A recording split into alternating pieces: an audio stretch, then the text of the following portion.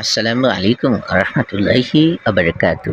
প্রিয় অডিয়েন্স, প্রিয় ভিউয়ার্স, হিংসা করেন না।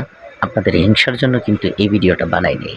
মূলত আমরা প্রতি সপ্তাহে এরকম একটা ছোট্ট করে একটা আয়োজন করে থাকি, যার নাম হলো মুড়ি ভর্তার আইটেম। যাই হোক, আমাদের এই মুড়ি ভর্তা খুব কড়াদমে চলতেছে, প্রচণ্ড পরিশ্রম করতেছে আমার মামা, সাথে কিন্তু আমিও আছি। সিন্নালুয়ান আমি কেটা, এই যে মাথার ঘাম পায়ে হালাইয়া মুড়ি ভর্তা ডলতাছি, এই মানুষটার নামই আমি। আর এই যে দেখতেছেন মুড়িগুলো আনা হয়েছে 7 সমুদ্র 13 নদী পার হয়ে এই পার থেকে। আর এই সমস্ত কিছুর মূল রহস্য রয়েছে আমাদের এই মামা, বহুত পুংটা। যাই হোক, এবার আসি লাইনে।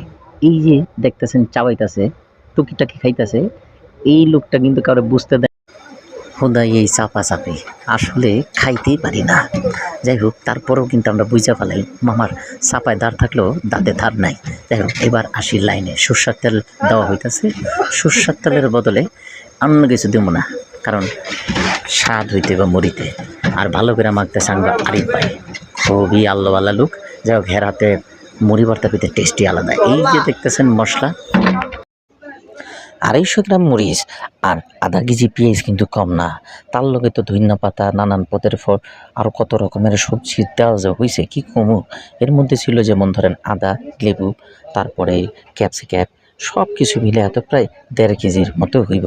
কিন্তু আমার কথা হইল গিয়া, এই যে আরিফ ভাই তার বিবিরে সকালবেলা উঠাইয়া মাথা ব্যথা লিয়াই মাথারিরে এত কাম করাইলো, এটার কি কোনো পানিশমেন্ট হইব না, বিচার হইব না?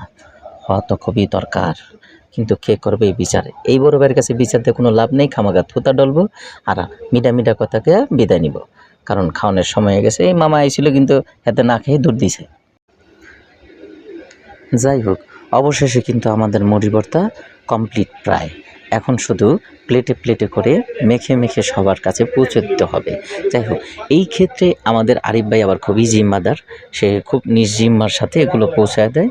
কাজেই আমাদের এখানে আসলে পেট ভরুক আর না ভরুক, আনন্দ হবে ইনশাআল্লাহ। সবাইকে আমাদের এই মুড়ি ভর্তা খাওয়ার দাওয়াত দিলাম।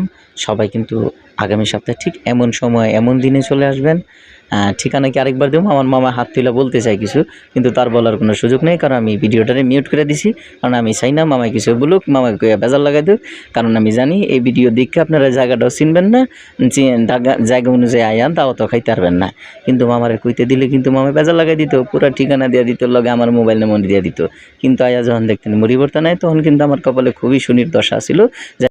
যাই হোক, অবশেষে খাওয়া দাওয়া শেষ। সোনার বাংলাদেশ পুরা ক্লিন, পরিষ্কার। এখন আর আয়া কোনো লাভ নেই, খাওয়া দাওয়া কিন্তু ক্লিয়ার। যাই হোক, আপাতত এখানে বিদায়। আসসালামু আলাইকুম ওয়া রাহমাতুল্লাহি ওয়া বারাকাতুহু।